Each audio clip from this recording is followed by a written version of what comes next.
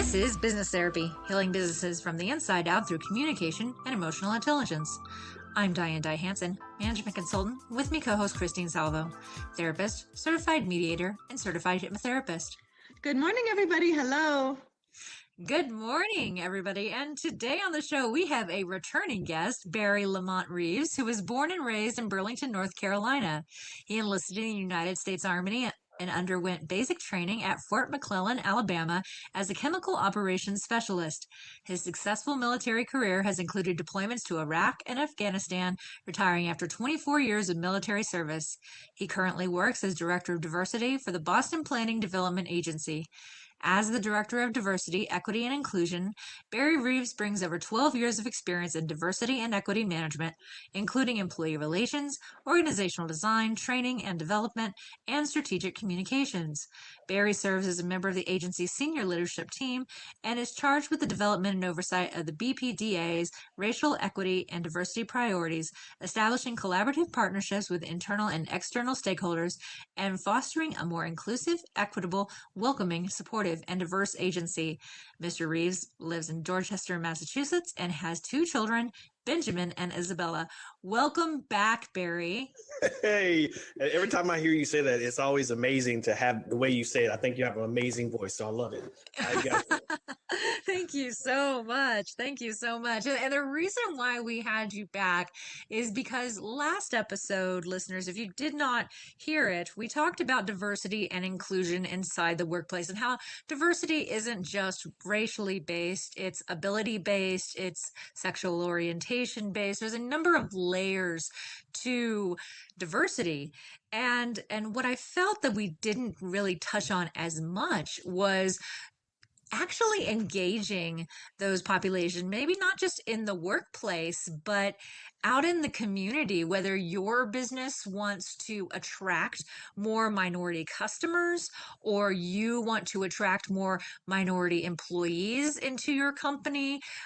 Just that element of communication and community engagement.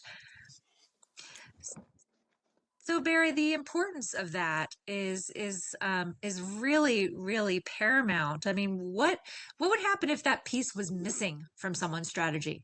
Well, I think one of the things I think businesses, and that's a great question, that businesses have to think about is that not just a marketing strategy, but an engagement strategy that really seeks to understand the community in which they are in and how to be attractive to customers from all race, nationalities, and ethnic backgrounds.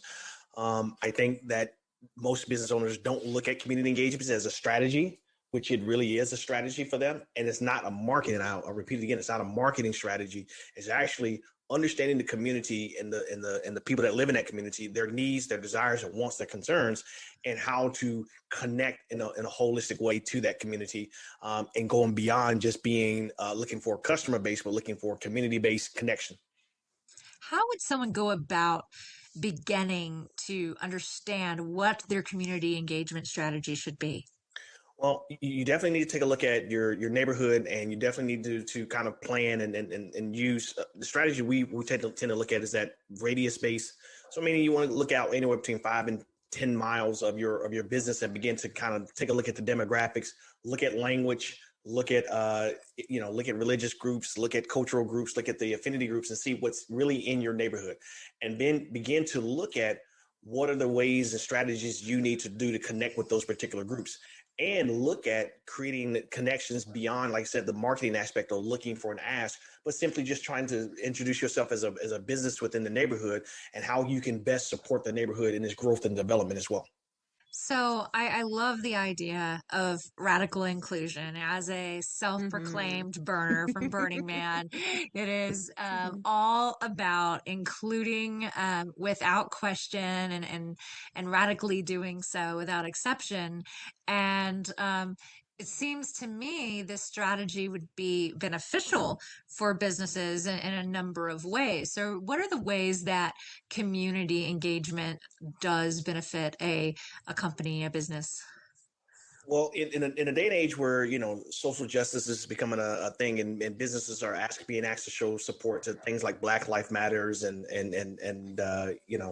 other aspects of things, it's important for businesses to get into a place where they actually are supportive of the communities in this effort to grow and be a part of the solution to grow.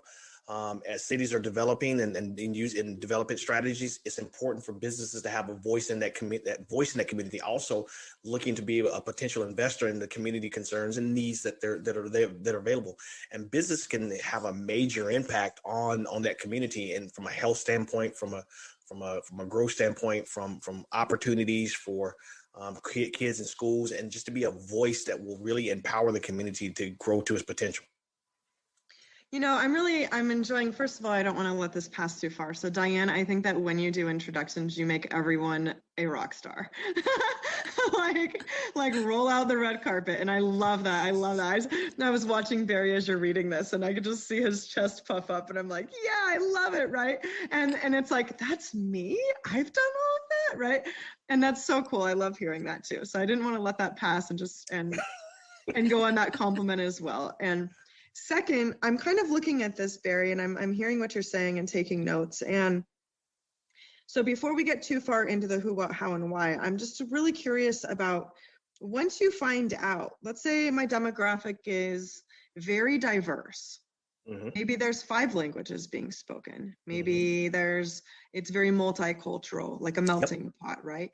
Or maybe it's like where I live, where it's not very diverse, right? And I think that approaching both have different strategies. They do. So the diverse populations versus the I'm not going to say we're not diverse in Northern Nevada where I live, but we're not as diverse. You actually are, because once again, so a lot of people just think of diversity and they see, okay, maybe it's a color or racial thing. And they forget that even in communities that, white communities and stuff like that, there's still diversity there, because there's diversity in culture, there's diversity in religion, there's diversity in beliefs and everything else. And so there's still diversity there. It's just not what we tend to think about when we think about diversity. And remember, diversity is all about the differences in the different cultures, whether it's national origin, race, religion, sex, sexual identity. Those are different things that you got to think about, because once again, regardless of whether the skin tone looks the same, there's still diversity there, and you have to be able to see those things as a business owner. So you can't just get caught up in saying, well, there's no black people, so obviously we're not as diverse as you think. No, you actually are, because there are people out there who share they have a different ideal when it comes to their sexual identity or their sexual preference. That's diversity.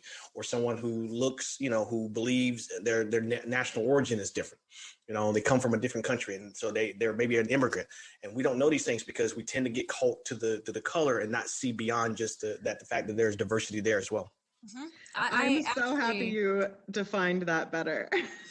Yeah, and I actually have seen this happen a little bit in our community, in that a company or a business will get a new employee that is in a position to attract new customers. So, for example, there's a local bar, and the new bartender, who is a lesbian, has put together some wonderful new cocktails that have a different edge to it. This is a bar that was pretty much known for being the old smoking guy bar. So basically, the people who would go to this bar in its former generation, there was a name change and everything, was basically your typical older gentleman who smoking cigarettes, drinking beer, hanging out.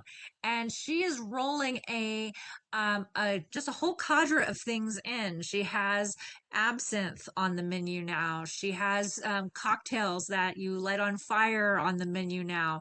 And she's rolling in things like painting classes that are attracting a different, more diverse environment to the bar. So not just of her type of diversity, female, lesbian, but also couples, also women in their mid 40s who may not have gone there to that establishment before, and developing this new environment within this bar, which has in turn increase the revenue opportunity for this bar. And it's also brought a diversity of activities. So now you go there for interesting cocktails, you go there to play pool, you go there for a painting class. Yep. And she's continuing to add that. It's almost a richness that develops from the rather homogenous environment or homogenous community engagement can just kind of feel like business as usual, rather than digging into the diversity and the layers and the diversity of experience that can be pulled from just shaking it up a bit. I think that's a great story, and I think that speaks to that owner's ideal to create a more inclusive bar and a place that's welcoming to all as a part of the strategy. I think a lot of businesses tend to not think about the fact that their bar has a reputation or their restaurant has a reputation, and that could be that could be a barrier, whether spoken or not spoken, to other people who would love to attend and take a part of your services, but your bar or your restaurant or your establishment creates a presence, and that presence speaks to certain individuals of different cultures and communities. And so you have to be aware of those things. And a good business owner will think through his strategy and what the presentation of that strategy is, and think about the engagement of those different cultures and communities to bring more people. Because once again, as you just said, it brought diversity in, but it also brought a business bottom line. So she's seeing more profits come in because why? Her clientele have become more diverse and there's more opportunities there. It has been proven time and time again. Diversity is a productivity and a business enabler. It's a profitable thing. And it's not something that you look to do because of trying to take advantage of that, but simply just being open to more inclusive ideals and opportunities and people brings better business. I love that example that you brought up too, Diane, and I just wrote down reputations can act as barriers to change. And how true is that, right? But I think that's not just for an established business. That's for our family. That's for our friends. That's for our loved ones. Mm-hmm. We tend to kind of put people in boxes and we get really uncomfortable when they decide to change it up a little bit or make those kinds of, shifts. And I think that's where we need to look at it. And I hope that businesses will start thinking about community engagement in a way that public agencies and governments and other larger corporations do. Because once again, the imperative is a strategic imperative. And I always tend to think that if you don't think about this in a holistic way, in a way that allows you to think about who you're trying to touch, and you don't have any familiar with the demographics, only the marketing profile, then you've missed a rich opportunity to really understand what your clientele is and what your clientele can be and the possibilities of there, and getting beyond and doing things beyond just trying to sell them something, but actually being active in the community, showing up for events, knowing who the who's who in those different leadership positions and what we call NGOs or non-profit organizations, and connecting with them and just saying, hey, how can I invest? It creates a profile that you're really there to support the community, which becomes, once again, a business imperative that allows you to see that profitability comes back to you. And I think that's a really great point. And another organization that I'm aware of that actually did the opposite was a nonprofit organization whose national body had put out a very proactive Black Lives Matter statement. And the regional was concerned about their donor base and did not put out that statement to their specific donor base, even though national had. And I think it's really about looking at who you serve and looking who you want to serve, and looking at who donates to you when making those choices.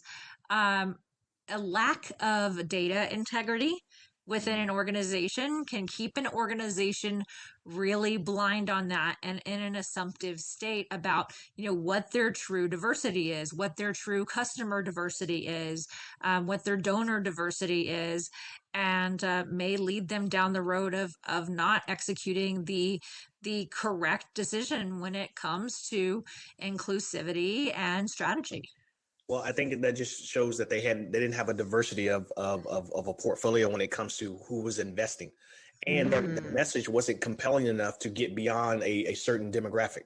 And once again, that's a failed business strategy. It may work in the short term, but as we become a more diverse society, that inability to get beyond a one type of profile will be a death kill to any businesses that can't think beyond that. Businesses have got to think about diversity and inclusiveness in a way that is in a way that it allows them to think holistically about their neighborhood. Because once again, if you have people who drive by, who live in the same region, area of your neighborhood, and yet they won't frequent your establishment, there's a question you got to ask: why? And why are they not willing to go there? What is it about my business that they don't see? And what is it about my business that they will take and drive somewhere else? Just simply because they don't look at your business as a place that they would want to attend. That's where you have to diversify. That's where you have to understand your neighborhood. Yes. That's why you have to figure out community engagement, because once again, if I live next to your restaurant and I don't go to your restaurant, something's wrong. Barry, that's amazing. Yes, you're so right. And the first thing that came to my mind was, especially living in Northern Nevada, is I'm a vegan. So that's an element of diversity. And I mean, it may just be food, but I think of how many businesses I don't go into because I can't eat there. They have not one option.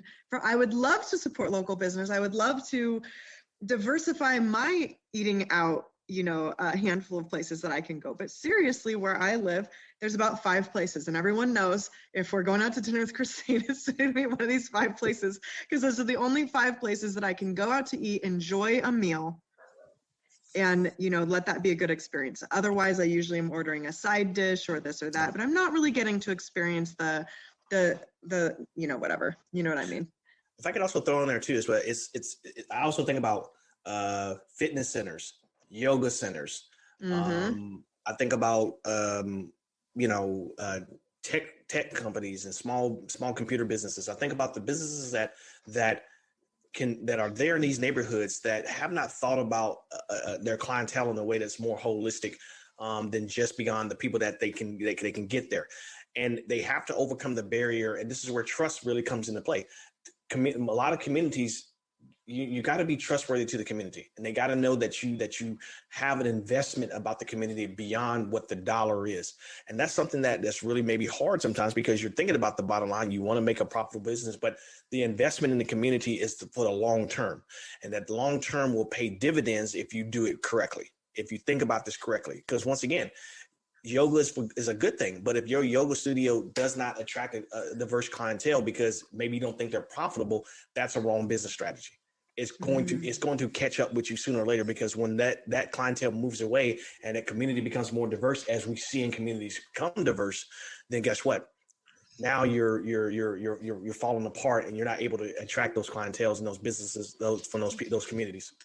So having the heart of an entrepreneur, I can almost feel some of our listeners tightening up a little bit, because they're like, oh my gosh, this sounds so absolutely amazing. But I don't have a research person. I don't have the budget to do research, but there's places where you can go where this data is already available. So Barry, where would they go to actually find this data about their community? They should definitely reach out to their local government, their local city halls, or local, public places of government, to get their demographics and really see an updated demographic representation. Most communities, local constituencies have some type of research where they're seeing the population, because they need to, because just like government services have to understand the population demographics as well. So it's available. So reach out and connect with them and see that definitely the small businesses support systems and everything that are in places that will allow you to do so.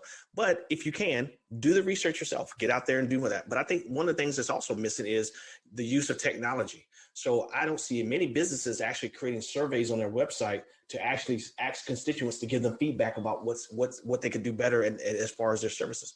So the use of technology is another thing. You have Facebook, you have these other things. Use those things to begin to figure out and understand who's in your community and what's going on in your community. Have some drop-in sessions where, hey, look, drop in for a free treat. We like to just ask you to fill out a survey for us.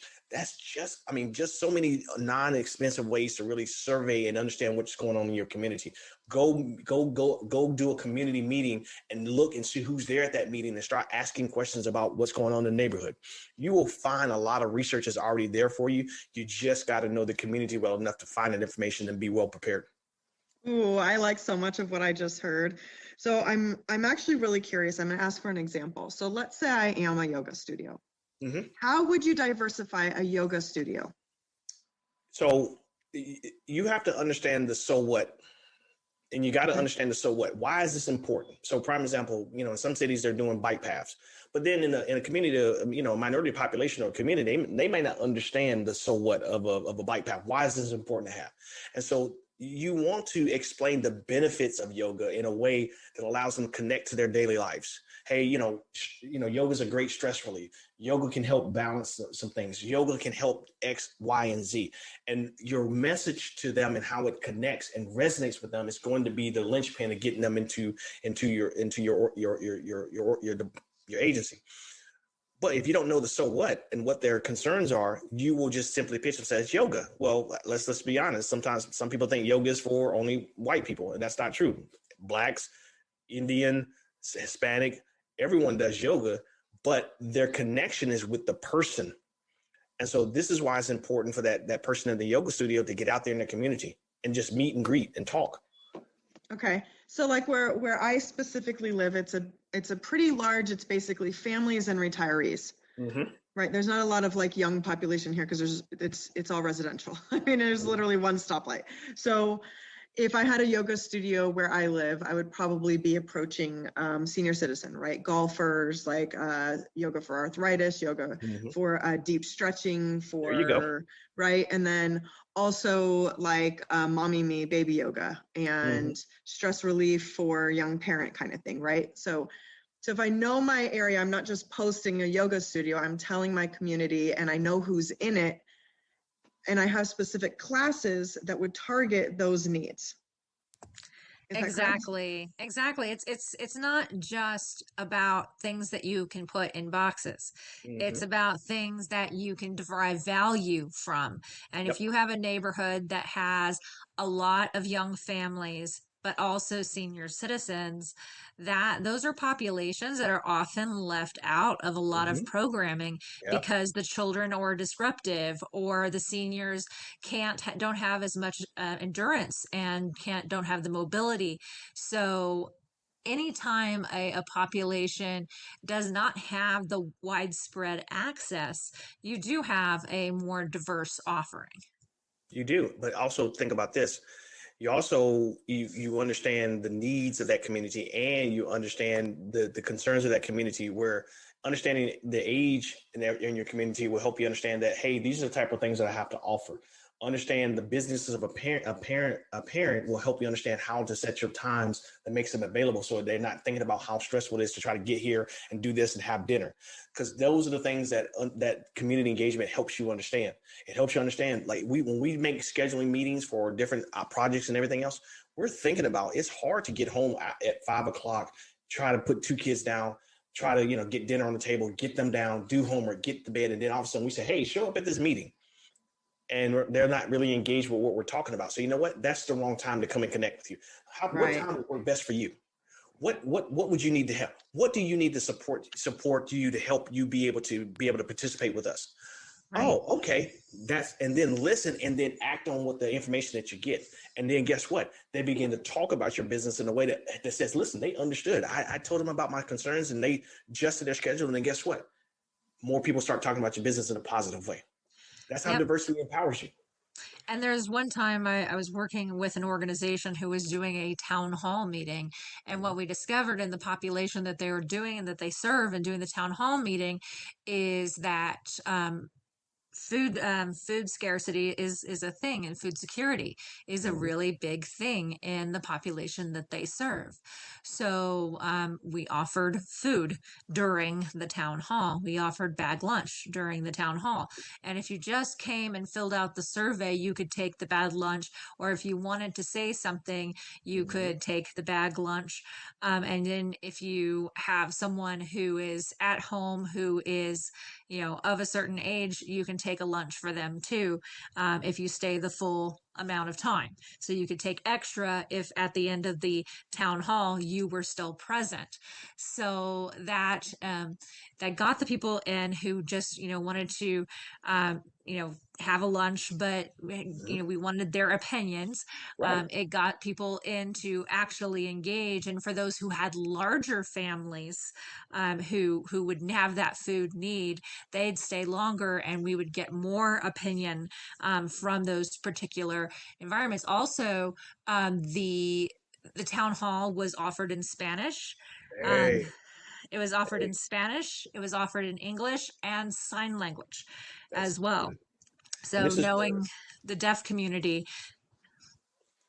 once again, you're so spot on with that, because once again, we see diversity as a black and white thing, and there's more to diversity that meets than just a skin tone. And we have to understand this. Language access is a huge barrier. And so guess what? If you don't have menus that, so if someone comes in that doesn't speak your language, and you don't have the ability, or even the ability to even act on that action, it's a barrier to people that may want to come to your restaurant but can't, because you don't offer the type of services and stuff. And so you cut yourself off from this opportunity. You say, well, I don't have the budget. Oh my gosh, Google Translate. Teach your staff how to use it. Teach your staff how to use it. There's so many voice translations out there, and it's not something. So now you're just going to take a few minutes we're just doing, this is a restaurant.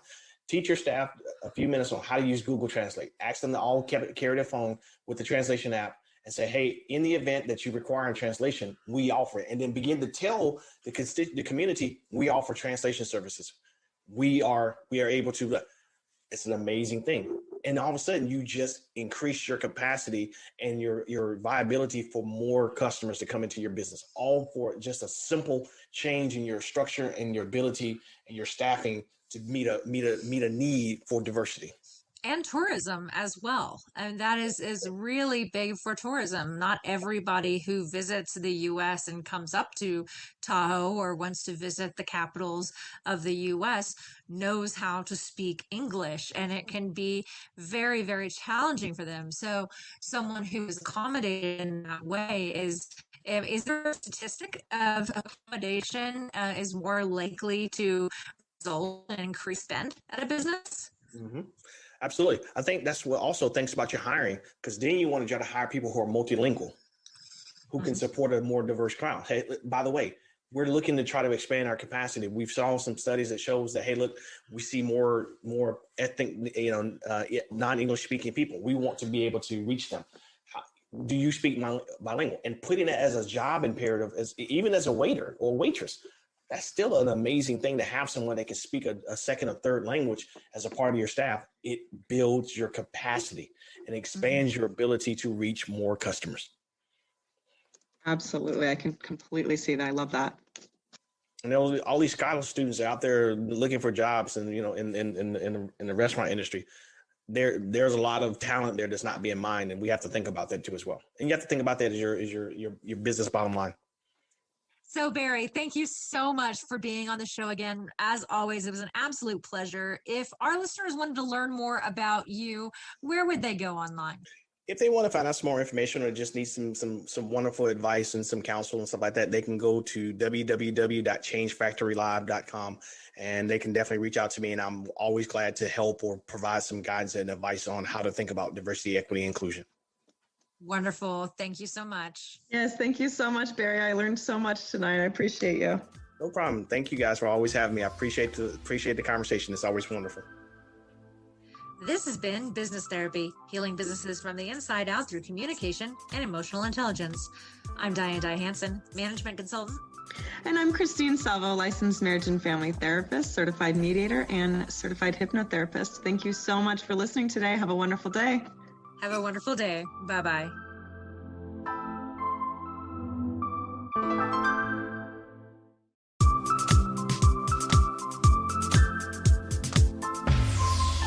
This is Business Therapy, healing businesses from the inside out through communication and emotional intelligence.